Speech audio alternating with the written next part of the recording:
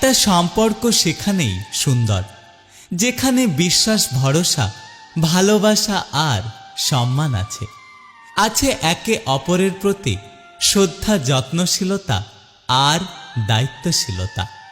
সম্পর্কের মানে এটা নয় সবসময় একে অপরকে বুঝতে হবে, মাঝে মাঝে ছাড় দিতেও শিখতে হয়। আসলে সম্পর্কটার কদর করাটা ভীষণ জরুরি। একটা সম্পর্কে ভালোবাসার সাথে সাথে মান অভিমান হবে, হয়তো কখনো কখনো কথা কাটাকাটিও হবে, হঠাৎ রাগ করে দূরত্ব তৈরি হবে। কিন্তু এই দূরত্ব যত তাড়াতাড়ি সম্ভব ঘুচিয়ে নিতে হবে। সম্পর্কে একে অপরকে ভালো রাখাটা যেমন গুরুত্বপূর্ণ বিষয়, তেমনি মানসিক শান্তির কারণ হওয়াটাও বিশাল ব্যাপার। এখন প্রতিটা সম্পর্কেই কথা ছোড়াছুড়ি হয়, অভিমানের ঝুড়ি নিয়ে একে অপরে বসে পড়ি। হয়তো অনেক সময় ভালোবাসার কমতি থেকেও এই জিনিসগুলো ঘটতে পারে। অধিকারের জায়গা থেকে তৈরি হয় অভিযোগ, আর এই অভিমান আর অভিযোগের ফলে অপর দিকের মানুষটা বুঝতে পারে যে কতটা ভালোবাসার প্রয়োজন, প্রিয়জনকে আসলে কতটা ভালোবাসা উচিত। ভালোবাসার সামান্য কমতি হলেই হুলুস্থুলুস পড়ে যায়। একটা সম্পর্ক শুধু সম্পর্ক হয় না, সেখানে আধ্যাত্মিক একটা টান থাকলে সম্পর্কটা একটা অন্যরকম সুন্দর হয়। আর এই আধ্যাত্মিক সম্পর্কগুলোতে ভালোবাসাও অনেক গভীর হয় এবং ভালোবাসা অনেক দীর্ঘস্থায়ী হয়। এই সম্পর্কগুলো গড়ে ওঠে মূলত একটা গভীর বিশ্বাস থেকে। তাই সম্পর্কে বোঝাপড়া দিন দিন বাড়তে থাকে। সামান্য ঝড়ে এই ভালোবাসার গল্প কখনো থেমে যায় না। যত দিন যায় তত ভালোবাসা যেন আরো বেশি বৃদ্ধি পেতে থাকে। পুরুষের মন জয় করা কি খুব কঠিন? কখনোই না, বরং সঠিক যত্ন আর বোঝাপড়ার মাধ্যমেই আপনি তার মনের গভীরে পৌঁছতে পারেন। আপনি বিবাহিত হন বা অবিবাহিত, প্রতিটা নারী যদি কিছু বিষয় মনে রাখে তবে সে সহজেই তার সঙ্গীর হৃদয়ের রানী হয়ে উঠতে পারে। আজকে কয়েকটি বিষয় নিয়ে আলোচনা করব, যে বিষয়গুলো একটা পুরুষের মন বুঝতে আপনাকে সাহায্য করবে। 1. তার কথা মন দিয়ে শুনুন। পুরুষের কাছে তার সঙ্গীর গুরুত্ব তখনই বোঝা যায় যখন সে তার কথা মন দিয়ে শোনে। অফিসের চাপ, স্বপ্ন বা শখ সবকিছু নিয়ে তার সঙ্গে কথা বলুন, দেখবেন সে আপনার প্রতি আরো বেশি আকৃষ্ট হবে। 2. তার প্রশংসা করুন। তুমি কতটা মেধাবী, তোমার মতো পরিশ্রমী কেউ নেই। এমন ছোট ছোট কথা পুরুষরা খুব ভালোভাবে নোটিশ করে, তাই কখনো তাদের প্রশংসা করতে ভুলবেন না। তাকে মাঝে মাঝে চমকে দিন, তার জন্য মাঝে মাঝে কিছু তৈরি করুন। হতে পারে তার পছন্দের খাবার বা তার প্রিয় রঙের পোশাক পরুন। আর এই ছোট ছোট মুহূর্তগুলো তার মনের গভীরে আপনার প্রতি ভালোবাসা আরো বাড়িয়ে তুলবে। তাকে ইঙ্গিতপূর্ণ স্পর্শ দিন। কখনো আলতো করে তার হাত ধরুন, কখনো তার কাঁধে আপনার মাথা রাখুন। এই ছোট ছোট স্পর্শগুলো তার হৃদয়ে অনেক বড় প্রভাব ফেলবে। তার স্বাধীনতাকে সম্মান করুন। পুরুষ চাই এমন একজন সঙ্গিনী যে তার সঙ্গীকে সম্মান করে। মাঝে মাঝে তাকে তার মতো থাকতে দিন, আর তাকে বুঝিয়ে দিন যে আপনি সবসময় তার পাশে আছেন।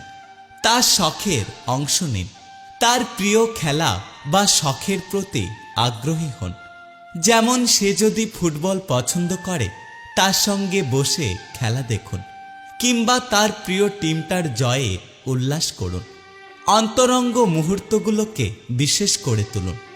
রাতে আকাশের নিচে একসঙ্গে হাঁটুন, 1 কাপ কফি ভাগাভাগি করুন, অথবা একান্তে তাকে বলুন, আমি তোমার মতো মানুষ পেয়ে আমার জীবনে ধন্য। সুতরাং পুরুষের মন বোঝা একজন নারীর জন্য কখনোই কঠিন নয়, শুধু দরকার একটু যত্ন আর ভালোবাসার। যখন এমন একজন নারী তার সঙ্গী হয়, তখন একটা পুরুষ তার প্রতি অনেক যত্নশীল হয়। তখন একটা পুরুষ বুঝে যায় যে এই মানুষটা ছাড়া আমার জীবন অসম্পূর্ণ। আর আপনি যদি একজন নারী হয়ে থাকেন যে তার ভালোবাসার মানুষটার হৃদয়ে জায়গা করতে চান, তাহলে আজ থেকে এই বিষয়গুলো মেনে চলুন। একটা কথা সবসময় মনে রাখবেন, ভালোবাসার শক্তিতেই সম্পর্কগুলো অনেক দিন টিকে থাকে। তাই সম্পর্ক দীর্ঘস্থায়ী করতে হলে এই ধরনের কিছু কৌশলকে নিজের জীবনে অ্যাপ্লাই করুন। ভিডিও ভালো লাগলে পাশে থাকবেন। ভালো থাকবেন, সুস্থ থাকবেন। Take care. 30 থেকে 40 এই বয়সটা খুব বাজে হয় জানেন তো। এই বয়সে আমাদের মধ্যে বাবা মাকে হারিয়ে ফেলার একটা আতঙ্ক কাজ করতে থাকে। চোখের সামনে আমরা আমাদের বাবা মাকে বৃদ্ধ হতে দেখি। এটা নিজের চোখে দেখা খুব যন্ত্রণার। একটা সময় বাবা মা যতটা গর্ব করে বলে আমার সন্তানটা অনেক বড় হয়ে গেছে, ঠিক ততটাই ভয় নিয়ে সন্তানরাও বলে আমার বাবা মায়ের বয়স হয়ে যাচ্ছে। এর চেয়ে কষ্টের বোধ হয় আর কিছু হতে পারে না। বাবা মা ঘুমিয়ে থাকলে অদ্ভুতভাবে তাদের ঘরে গিয়ে বারবার দেখতে হয় মানুষগুলো ঠিক আছেন তো। ঘুমের মধ্যে সুন্দর করে নিঃশ্বাস নিচ্ছে দেখলে তখন যেন বুকের ওপর থেকে পাথর নেমে যায়। ছোটবেলায় যারা শিখিয়েছিলেন সকালবেলায় ঘুম থেকে উঠে সবুজ প্রকৃতির দিকে চোখ বুলোলে আমাদের চোখের জ্যোতি বাড়ে, সেই মানুষগুলোকেই যখন পাওয়ারওয়ালা চশমা পরতে দেখতে হয় তখন বুকের মধ্যে অজান্তেই একটা মোচড় দিয়ে ওঠে। 30 থেকে 40 এই বয়সটা সত্যি খুব বাজে হয়।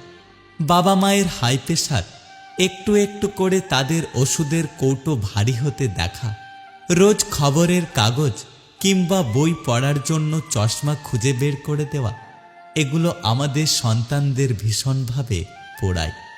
আমরা বড় হওয়ার সাথে সাথে আমাদের বাবা মায়েরা বৃদ্ধ হতে থাকে।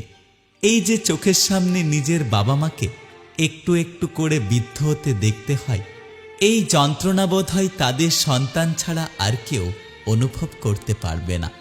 সত্যি প্রকৃতির কি নির্মম পরিহাস। আমরা ধীরে ধীরে যত বড় হতে থাকি আমাদের বাবা মা যেন কোথাও না কোথাও তাদের বয়স হারাতে থাকে। আমরা ধীরে ধীরে যত যুবক হতে থাকি আমাদের শরীরের সৌন্দর্য বল যত বাড়তে থাকে আমাদের বাবা মারা কোথাও না কোথাও যেন তারা তাদের সৌন্দর্য, তারা তাদের শরীরের শক্তি হারাতে থাকে। আমাদের কোথাও যেন মনে হয় তারা আমাদের তাদের সব কিছু দান করে দিয়ে তারা নিজেরাই এই প্রকৃতির বুকে বিলীন হয়ে যায়। এটাই হয়তো প্রকৃতির নিয়ম। ভালো আছি ভালো থেকো, আকাশের ঠিকানায় চিঠি লিখো, প্রিয়তমার মালা খানি।